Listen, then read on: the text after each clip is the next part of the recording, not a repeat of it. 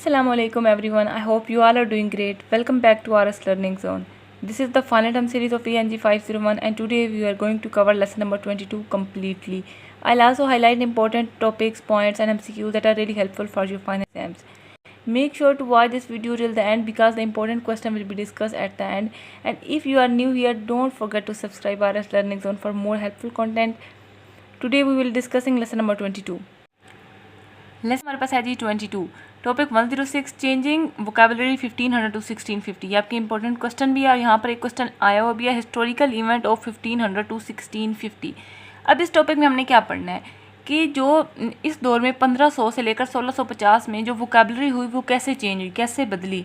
Vocabulary के change के पीछे कुछ मेजर फैक्टर्स थे जैसे कि नॉर्मन कॉन्क्वेस्ट, ब्लैक डेथ और कुछ जनरल कंडीशंस जो पहले नहीं थी या अगर थी भी तो वो लिमिटेड फॉर्म में थी।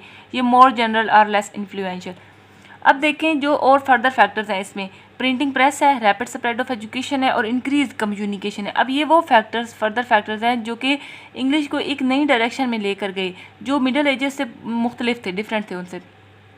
अब हमारे पास है इफेक्ट ऑन वोकेबलरी। वोकेबलरी पर क्या इफेक्ट पड़ा तो बहुत रेडिकल एंड कंजर्वेटिव है। रेडिकल वोकेबलरी जो है वो रेडिकल यानी तेज़ चेंज होने वाली और जो ग्रामर है वो कंजर्वेटिव यानी कि ज़्यादा वो चेंज नहीं हुई थी। और radical force means anything that promotes changes in the language. इसका मतलब है कि ऐसा कोई भी ऐसी कोई भी चीज़ जो कि हमारी लैंग्वेज में तब्दीली लाए, जो ज़बान में। नेक्स्ट हमारे पास टॉपिक है जी 107 चेंजिंग ग्रामर 1500 टू 1650। अब ग्रामर में कौन सी चेंजेस आई थी आपका इंपॉर्टेंट ये भी क्वेश्चन अच्छी तरह से आप समझ लें। ग्रामर के केस में जो है ना मतलब इसमें बिल्कुल ही सीन हमारे पास अपोजिट है वोकेबलरी की निस्बत। The case of grammar was opposite to vocabulary. किसकी निस्बत? वोकेबलरी की निस्बत। अब एमसीक्यूज के लिए याद रखें। अब वोकेबलरी जो है वो बहुत ज़्यादा तेज़ी से बदली थी लेकिन जो ग्रामर थी वो कंजर्वेटिव रही यानी उसमें ज़्यादा तब्दीली नहीं आई थी। यहाँ पर हमने अभी ऊपर देखा कि जो रेडिकल है, ये देखें effects on vocabulary both radical and conservative. Radical in term of vocabulary है और conservative in term of grammar है। ये आपका ये वाला एमसीक्यूज भी आपने radical forms force means anything that promotes change in the language. Next हमारे पास हम कहाँ पे थे जी चेंजेस ग्रामर 1500 टू 1650। अब देखें द केस जो ग्रामर का केस है वो वोकेबलरी के बिल्कुल अपोजिट है। ग्रामर के कंजर्वेटिव होने के पीछे अब हमारे पास कुछ रीजंस थी और वो रीजंस कौन सी थी? Printing press, reading habits, science और लर्निंग का बढ़ना और कम्युनिकेशन का इम्प्रूव होना। ठीक है, ये अपने याद रखने हैं। Printing press, reading habits, the advance of learning, science और इंक्रीज कम्युनिकेशन।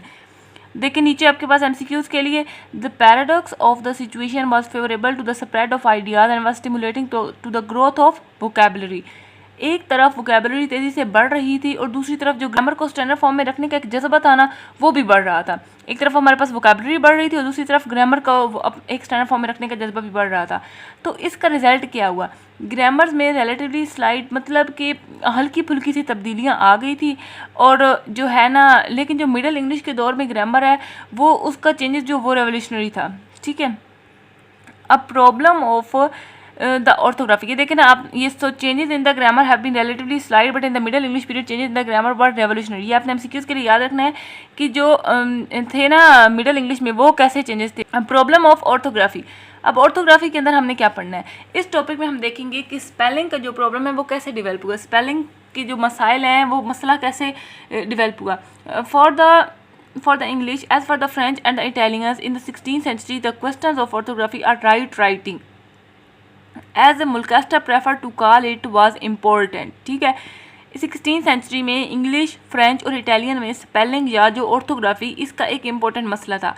मिडिल एजेस तक स्पेलिंग जो है वो प्रोनाउंसिएशन को रिप्रेजेंट करती थी लेकिन नॉर्मन स्क्राइब ने इसमें इन जो है ना कन्फ्यूजन को मुतारिफ करा दिया। अब ये कैसी कन्फ्यूजन थी?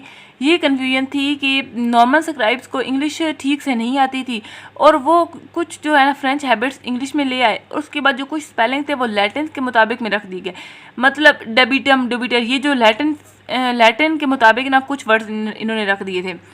अब हमारे पास है the confusion was increase when certain spelling gradually became conventional while the pronunciation slowly change.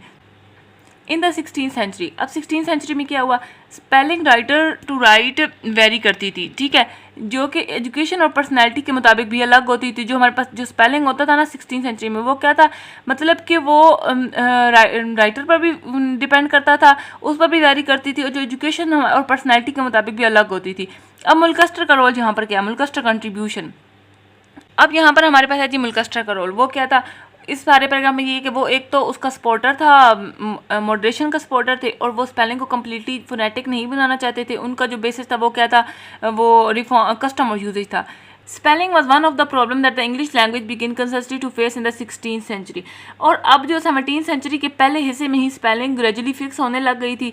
Spelling अब देखें 1500 से 1650 तक स्पेलिंग का मसला कॉन्शियसली फेस किया गया, और इस दौरान में ये फेयरली सेटल्ड हो गया था, इट वॉज फेयरली सेटल्ड, ठीक है। नेक्स्ट टॉपिक हमारे पास है जी issue and struggle for recognition. इसमें हमने क्या पढ़ना है, the English had attend and establish position as the language of popular literature. English एक पॉपुलर लिटरेचर की ज़बान बन चुकी थी, लेकिन लैटिन की ताकत अभी तक भी मजबूत थी, ठीक है।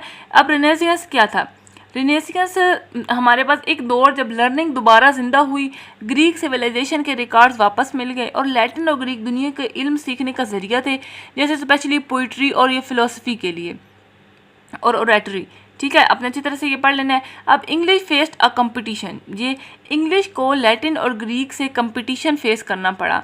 English had a recent history of vulgar language का लेबल इमेच्योर और अनपॉलिश थी, और इसके बाद एब्स्ट्रैक्ट आइडियाज एक्सप्रेस नहीं कर सकती थी।